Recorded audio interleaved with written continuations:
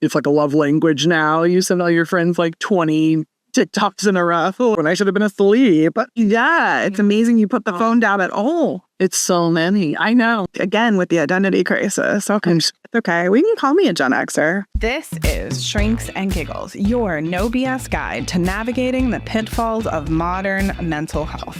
From AI therapy to self-diagnosis spirals, we're here to cut through the pop psych noise from your feed. I'm Melissa. And I'm Michaela, your psychologist BFFs. Let's dive in. Hey, everybody. Hi. Welcome back to Shrinks and Giggles. We're talking about our social media use and social media use on mental health. But part of this is related, obviously, to our own use as well as just societal use right now and how we're changing because of how we're spending our time day to day. Yeah, what we learned that on average, people are spending 2 hours and 27 minutes a day on social media. Yeah. So what's your experience with how you've used the screens and different means of connecting with people virtually? Yeah, I mean, I was like around when like MySpace, AOL, and Instant Messenger was really small, right? It was just people you knew. And like, I remember doing like a little bit of coding. Whatever mood you were in that day, you had a different background. Did you experience that? Well, we were talking about this yesterday. Being a Gen X, but not really. I'm not cool enough to be Gen X. Anyway, I know this is an identity crisis on the cusp. What am I? Yeah, and maybe social media is playing into that. There is a whole narrative around this. Am I the Oregon Trail generation? Am I an Xennial? Am I a geriatric millennial? Who am I? I don't know. I guess I have a lot of things to ponder. Growing up, my father was on the forefront of tech in that he was providing a lot of backup support for tech companies. And so we had a computer when nobody else did. We were playing geeky computer games younger than many.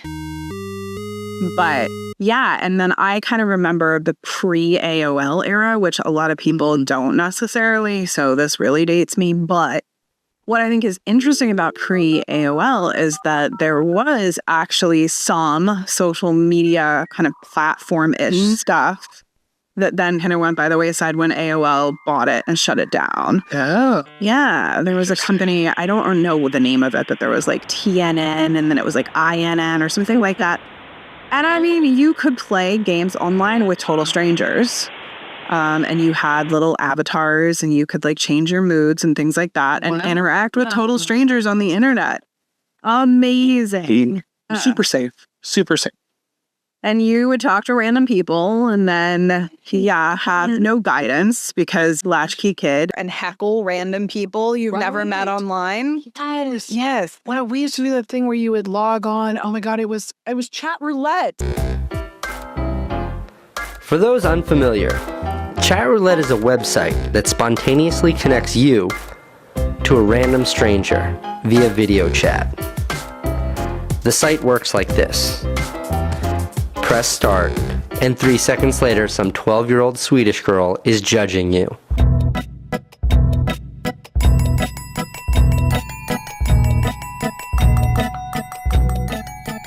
It's like gambling. You can never predict what you might roll.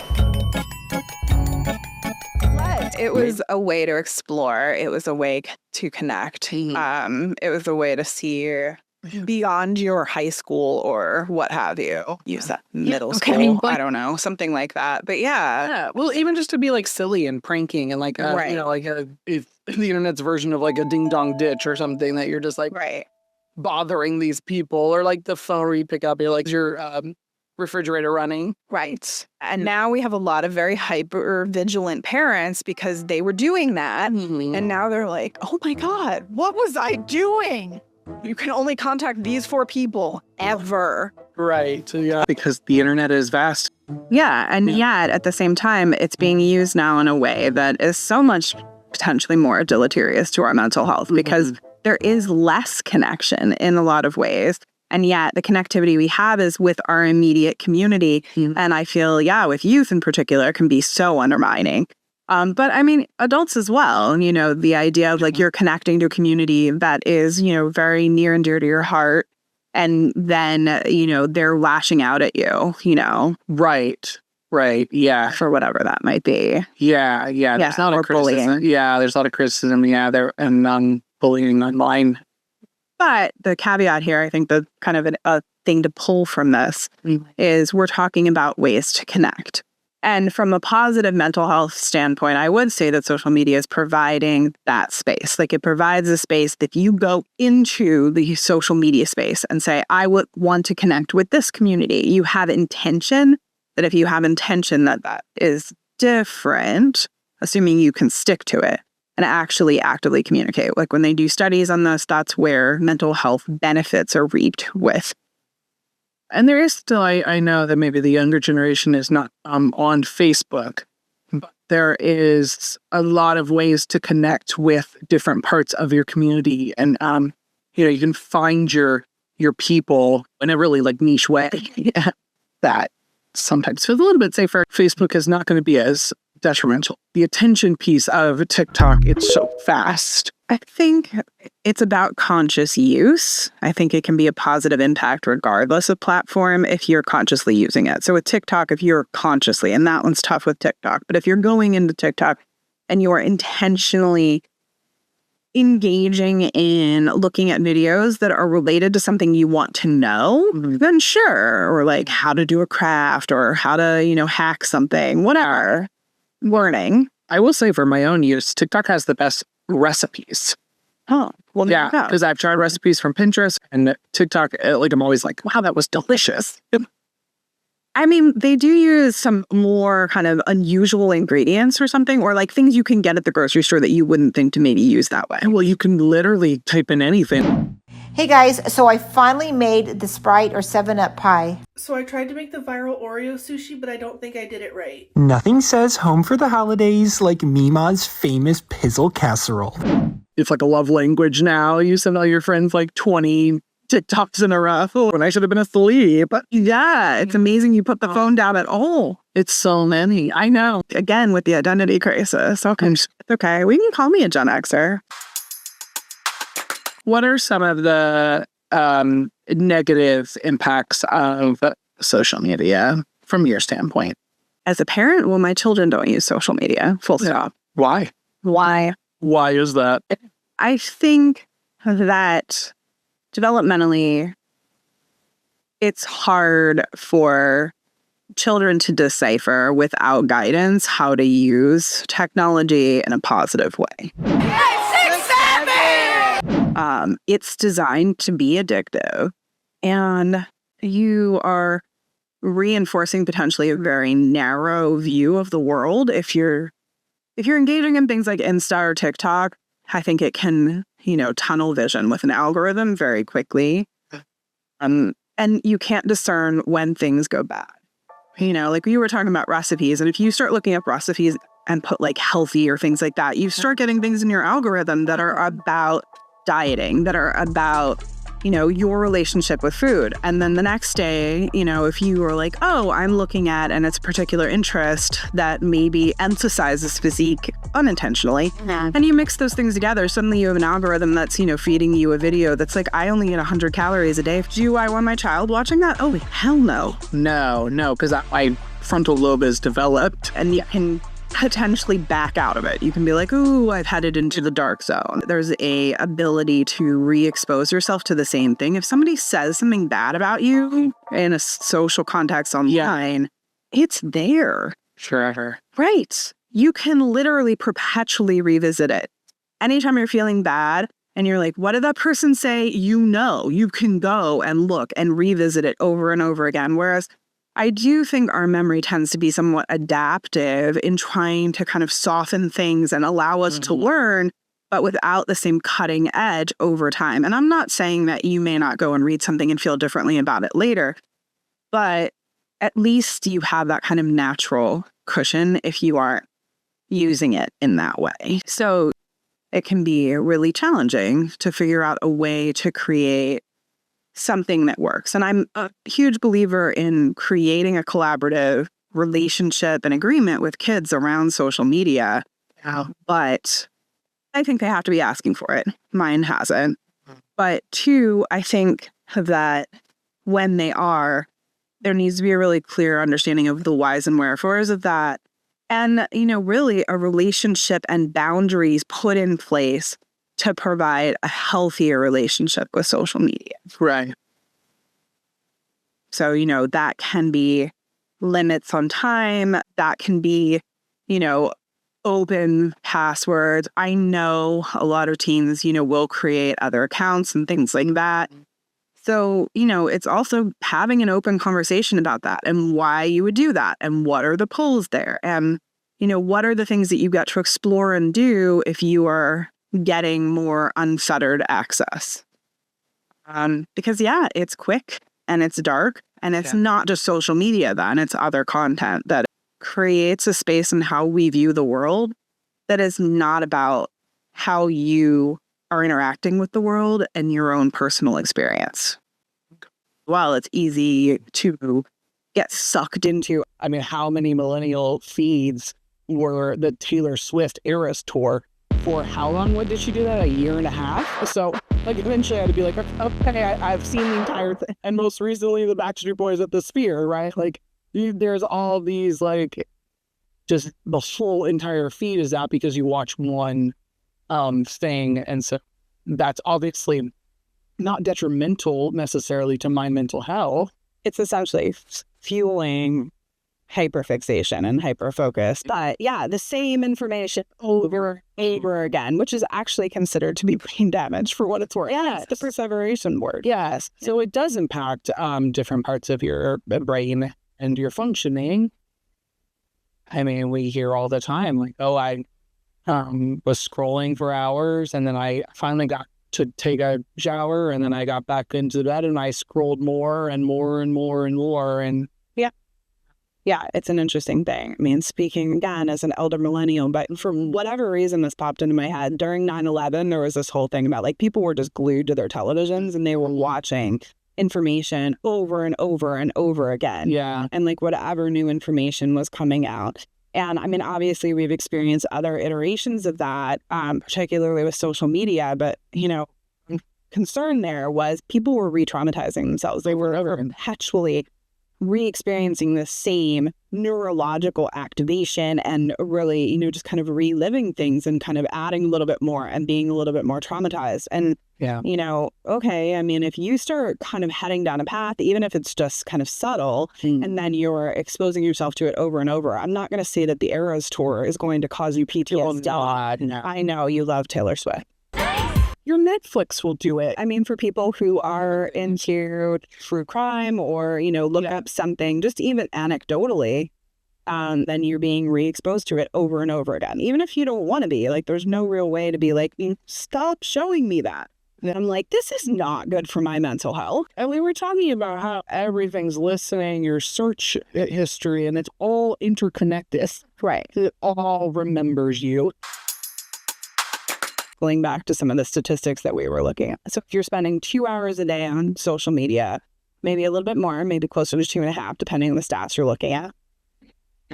And then maybe 10 hours of your day that you were doing something that isn't related to a screen. And the people around you, are experiencing that. And your home life is experiencing that. When you're diving so deep into a matter that you care about, and I feel like even with clients, we talk about different aspects of how do you help? How do you help the world? And so we feel like one little person, why so many people don't vote and things like that. You're just I'm one little tiny person who doesn't matter. And so you start to dive into how can I help the world? And it gets so... You can do this and do this and that and that. And then the list goes on and on. And, I was starting to feel terror. Really bad, obsessing about it, feeling really helpless until I was I have to take a break. And I know many people are taking, whether it's long-term or permanent breaks from certain social media platforms. We should not be absorbing this much content. Right. Yeah. Well, and it is kind of emulating what you might do in a trauma state, and that you got stuck in this thought loop, right? And you're re-exposing yourself to it over and over and over again. So you're doing that, except it's on social media. And some of it is going to feel entirely innocuous. I get that. You know, cat videos do not feel threatening typically. Right. Unless you really don't like cats, you know. But yeah, I mean, If you watch cat videos, then you're probably going to see Taylor Swift. do you know that she has at least a cat? She has 3. I named Meredith after Meredith Grey on Grey's Anatomy. And then I named Olivia after Detective Olivia Benson on Law and Order Special Victims. And his name is Benjamin? Benjamin Button. That's right. Because it's an incredible movie. Yes, it is. It's an incredible film. Okay. Yeah. Great. Yeah. I mean, thinking about mindful use, so setting timers, that's a way, right? Yeah. Not to abstain entirely. No. Creating limits to the kind of content you'll allow yourself to absorb. We have a clinician in the practice who likes to think of it as you're going into a seedy neighborhood, but you really need to get something there. So you go in as quickly as you can, get the thing, and you get out. If you're knowing that you're going in with the intention of doom scrolling, okay, fine. Maybe you're having a really crap day, and that's potentially reasonable. It's not going to make you feel better, and you know that. If you're spending 4 hours on TikTok every night, try to do 3.5. It doesn't have to be this like major jump down, you know, and try to be more mindful around what you're looking at. Just take a break. Go outside and touch some grass. Listen, I'm not cool enough to understand content. If like right now there's like an obsession over The Summer I Turned Pretty, it's all these women in their 30s watching a show about like teenagers or like early adults falling in love, but it's more about, you know, whatever. It's a good show. And so they're like, I had to go outside and touch some grass, you know, and stop obsessing. There was this whole thing on dopamine fasting a while back, and part of it was unplugging from tech.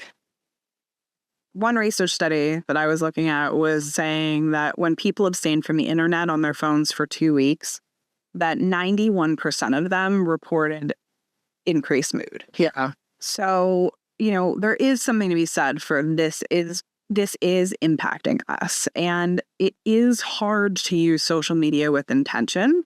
I think it can be done. I think you can create accountability for yourself, and even, you know, saying if you're going to log in, go in with intent. Say you're going to, you know, find 20 videos for a TikTok friend, you know, and, you know, check that off your to-do list when you're done. Be like, all right, I found 20 videos I liked to send to so-and-so. Peace out. I'm done for the day. It's not all or nothing. It's going to be in our lives forever.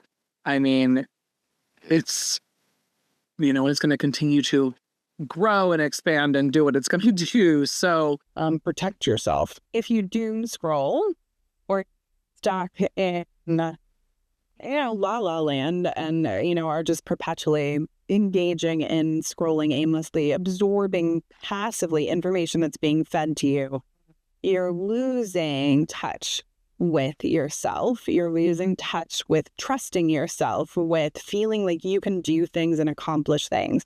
And a lot of what drives us as humans and a lot of what fuels our mental health is intentionality and meaning and purpose. And you aren't going to derive any meaning and purpose from social media unless you go into it with intent. And so, yeah, checking something off your to-do list is going to make you feel better. If you're like, I'm going in and I'm looking for information about, you know, fill in the blank here. Clearly for me, lots of parenting stuff, lots of psychology stuff. Sure. Then I'm like, okay, great. Yes, I might have passively absorbed some things that I didn't intend to, but at least I accomplished what I set out to do. And you feel better saying I'm done than trying to make yourself stop something when you don't know why you started it to begin with. Right. And you're going to continue to have negative self-talk and out about yourself and your own productivity. Right. And I get that. I love the favorite things idea too. Go do your favorite thing. Literally, or if you're going to go on social media, fine. Tell yourself, what are my favorite things? Oh, I'm going to go look at those favorite things and then I'm going to get out. You're reminding me of, I mean, in therapy, one of the things that I will talk to people a fair amount about is the idea of different domains of life. I'm referencing Stephen Hayes' work here, just to give credit where credit is due. Mm-hmm. But regardless, he talks about within the domains of life that there's, you know, parenting, there's other family, there's citizenship, there's spirituality, there's health, there's leisure, Right. there's professional growth. I'm missing one or two. There are 9, and I sometimes argue there are more because I will argue things like, okay, pet ownership, I might not put under parenting. Sometimes I do, just to be kind to those who are passionate about their pets. I recognize as both a pet owner and a parent, they are not the same thing. My point here is social media pulls us from meaningfully engaging in those domains of life. Yeah. Unless we are actively saying, I am filling this cup going into this and, doing something with this domain. So if you, are doing something for your community, then maybe it's filling your, citizenship cup. If you're like, yeah, I'm doing some political activism or, even just connecting with your local community using like the social media app Nextdoor or something like that. Okay, great. Versus, yes, if you're mindlessly using, it's robbing you of the opportunity to create stability. Because I usually do the table. I'll say you can't have a table with fewer than 3 legs. There will be no stability. No. And even a 3-legged table, as we all know, falls over. If you're using it intentionally, then your mental health will be resilient. And you can go on with your day and you can go lie on some grass. Yeah. Or touch the grass, drink some coffee, or just stare at a wall and breathe and slow down your mind and your body to what, honestly, we were designed to do. What would it mean to you as a more obvious native to social media? What would it mean to you to be more intentional with use? For people to be more intentional with use? I think sometimes, particularly with the ones where you scroll, it can feel like you're losing time and the phone controls you to some extent. And, it impacts all the things that we've been talking about with your productivity. And if you were honest with yourself, it's not relaxing. And I think that maybe the overall message I would like to leave is just check in with yourself. If you feel no better, then okay, fine. But if you do make a slight change, then maybe you will notice that, like, oh, okay, maybe when I go to reach for the phone, I can instead just go lay down on the bed for a second. I mean, moms, you might fall asleep. To be continued, how to have your husbands take care of your children and take a nap. I mean, we can talk about this forever, in all likelihood. But we'd love to hear from you guys, comment on our socials. How social media impacts you and your difficulties with it. Thanks for listening. We'll see you next time.